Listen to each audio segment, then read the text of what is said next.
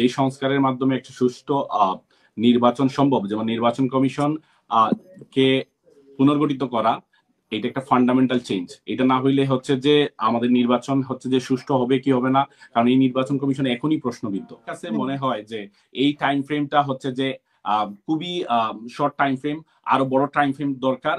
কারণ হচ্ছে যে আমরা বর্তমান বাংলাদেশের যে অবস্থা দেখি, এই জায়গায় হচ্ছে যে আমাদের প্রপারলি একটা সংস্কার করে তারপর ইলেকশনে যাইতে হবে। যদি ওইখানে ইন্টারেস্ট শো করতেন, ওটা অনলাইনে ছিল, ইভেন্টটা 2 সপ্তাহ আগে থেকে ফিক্স ছিল, আমরা সবাই ইন্টারেস্ট শো করছি, কিন্তু আমাদের ভাগ্যে জুটে নাই।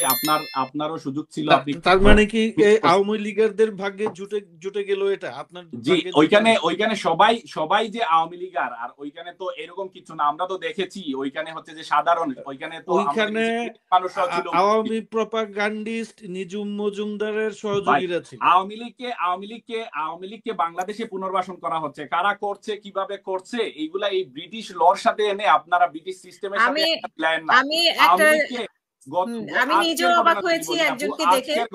একজন আওয়ামী লীগ নেতাকে জানাতে গিয়ে আমরা দেখেছি নির্দিষ্ট একটা দলের নেতা ওপেন গুলি ছুড়েছেন, নির্দিষ্ট একটা দলের নেতা ওপেন গুলি ছুড়েছেন। এখন আপনি মিস্টার জুনায়েদ পুনর্বাসিত কারা করার চেষ্টা করছে আমরা দেখছি তো। অত্যন্ত গুরুত্বপূর্ণ, আমরা যারা জুলাই আন্দোলনে ছিলাম, আমাদের জুলাই চার্টারের আন্দোলন কিন্তু এখন পর্যন্ত চলমান। তো আজকে হচ্ছে যে আজকে উনি জুলাই চার্টার নিয়েও কথা বলেছেন যে জুলাই মাসে জুলাই চার্টার, ওই জুলাই চার্টারও আমরা যখন চেয়েছি, যারা আমরা হচ্ছে যে জুলাইতে শহীদ হয়েছে 1400 থেকে 2000 এবং 40,000-এর মতো আহত, ওইখান থেকে ওই জুলাই যোদ্ধাদের আত্মত্যাগের বিনিময়ে এখানে আজকে আমরা যে বাংলাদেশে এখন আছি, ওইখানে জুলাই চার্টারটা নিয়ে যে আমরা দেখেছি বিরোধিতা, ওইটা না হওয়ার জন্য হচ্ছে যে ওইটার পিছনে লবিং, এইসব অস্থিরতা সৃষ্টি করা। আমরা আজকে একটা স্পষ্ট কথা শুনেছি, প্রধান উপদেষ্টা বলেছেন যে আগামী মাসে হচ্ছে যে উনি জুলাই মাসে জুলাই চার্টারটা হচ্ছে যে ঘোষণা করবেন। আমরা মনে করি জুলাই চার্টার এবং সংস্কার এবং বিচার, এই দুইটা সম্পন্ন করার মাধ্যমে একটা সুষ্ঠু নির্বাচন দেওয়ার দরকার। যতক্ষণ না পর্যন্ত মৌলিক সংস্কারগুলো শেষ হচ্ছে, যেই সংস্কারের মাধ্যমে একটা সুষ্ঠু নির্বাচন সম্ভব, যেমন নির্বাচন কমিশন কে পুনর্গঠিত করা, এটা একটা ফান্ডামেন্টাল চেঞ্জ। এটা না হইলে হচ্ছে যে আমাদের নির্বাচন হচ্ছে যে সুষ্ঠু হবে কি হবে না, কারণ এই নির্বাচন কমিশন এখনই প্রশ্নবিদ্ধ। তো আমরা মনে করি এই মৌলিক সংস্কার যতক্ষণ পর্যন্ত শেষ না হয়েছে, এটা আগামী এপ্রিলেও কি আদৌ কি সম্ভব, প্রধান উপদেষ্টা ওনাদের কম্পিটেন্সির জায়গা থেকে ওনাদের টাইমলাইনটা বা টাইম ফ্রেমটা বলেছেন, বা আমরা মনে করি এটা তো আরো সময় সাপেক্ষ। কারণ যতক্ষণ পর্যন্ত এই সংস্কারগুলো না করা হচ্ছে। মানে কিভাবে বুঝলেন জুনায়েদ? এখনো তো সংস্কার কমিশন ওইভাবে ফিক্সড করে জানায়নি যে এই সংস্কার করতে চান। শুধু আমরা ছোট প্যাকেজ বড় প্যাকেজের কথা শুনেছি, নির্দিষ্ট করে কয়টা মানে সংস্কার ওনারা করবেন, কোন কোন জায়গায় করবেন। সো মানে এটা না জেনে আমরা কি মানে কিভাবে বলছেন যে আসলে এই সময়সীমার মধ্যে সম্ভব না? না, আমরা তো বলছি, আমরা যে বলতেছি যে নির্বাচন কমিশন একেবারে বেসিক যারা নির্বাচনটা কন্ডাক্ট করবে, তাদের তো হচ্ছে যদি পুনর্গঠন না হয়, এখন পর্যন্ত তাদেরকে যারা রেগুলেট করবে তারা যদি পুনর্গঠন না হয়, প্রশ্ন হচ্ছে তাহলে নির্বাচন, একটা সুষ্ঠু নির্বাচন কি সম্ভব? যদি সুষ্ঠু নির্বাচন না হয়, এক একটা সেন্টারে, এক একটা নির্বাচনী আসনে 150 পোলিং সেন্টার।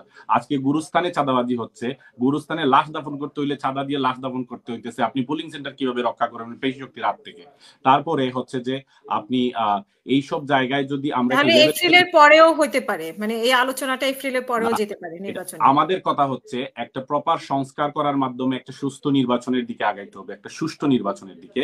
কারণ যদি প্রপারলি সংস্কার হয় না, একটা check and balance system create না হয়, তাহলে কিন্তু এখনো বাংলাদেশে যদি আইন শৃঙ্খলা বাহিনীর কথা বলেন, আর যদি প্রশাসনিক যে কাঠামো ইনস্টিটিউশন গুলো আছে, যারাই বসে আছে এখন পর্যন্ত, তারা গত 15 বছর কিন্তু ম্যাক্সিমামরাই কিন্তু এই গত 3টা ইলেকশন, যেটা শেখ হাসিনার সকল্ড ইলেকশন কন্ডাক্ট করছে, ওরাই কিন্তু এই নির্বাচনে থাকবে। তো আমার কাছে মনে হয় যে এই টাইম ফ্রেমটা হচ্ছে যে খুবই শর্ট টাইম ফ্রেম, আরো বড় টাইম ফ্রেম দরকার। কারণ হচ্ছে যে আমরা বর্তমান বাংলাদেশের যে অবস্থা দেখি, এই জায়গায় হচ্ছে যে আমাদের প্রপারলি একটা সংস্কার করে তারপর ইলেকশনে যাইতে হবে। এই ক্ষেত্রে তারেক রহমানের সাথে আগামী শুক্রবারে যে বসাটা, এইটা একটা কনসেনসাসের জায়গায় আসা, একটা ঐক্যমতের জায়গায় আসার জন্য একটা ল্যান্ডমার্ক হবে। কেন হবে? কারণ আমি আগে এটা উল্লেখ করেছি যে আমাদের বাংলাদেশের যে নেতৃবৃন্দদেরকে আমরা দেখি, ওনারা এক এক দিন এক এক ধরনের কথা বলেন। যদি তারেক রহমানের সাথে প্রধান উপদেষ্টা যে ঐক্যমত্যর কথা বলতেছেন, ওইটা যদি সরাসরি তারেক রহমানের সাথে 1-to-1 বসে একটা নির্দিষ্ট জায়গায় আসতে পারেন ওনারা, আমি মনে করি এটা বাংলাদেশের জন্য একটা সুষ্ঠু নির্বাচনের জন্য একটা মাইল ফলক হয়ে দাঁড়াবে। আলোচককে আমাদের কথাবার্তায় কিছু মনে নিয়েন না, আর সবাই সিনিয়র, আর হচ্ছে যে আমরা সবাই চাই বাংলাদেশে একটা এই আফটার রেভলিউশন এই দেশে হচ্ছে যে একটা সুষ্ঠু নির্বাচনের মাধ্যমে আমরা একটা ঐক্যমত্যের ভিত্তিতে একটা সুষ্ঠু নির্বাচনের মাধ্যমে একটা গণতান্ত্রিক দেশে পরিণত হই, যেখানে একটা চেক অ্যান্ড ব্যালেন্স সিস্টেম থাকবে, আমাদের সবার নাগরিকদের অধিকার রক্ষা হবে, আমাদের সবার এখানে অবদান থাকা উচিত, এবং কনসেনসাস ক্রিয়েটের জন্য আমরা যেন কথা এবং বার্তায় আমাদের ওই ঐক্যর কথাগুলো যেন বের হয়ে আসে, এই আহ্বান থাকবে সবার প্রতি, দেশের সব মানুষের প্রতি, সব স্টেক হোল্ডারের প্রতি।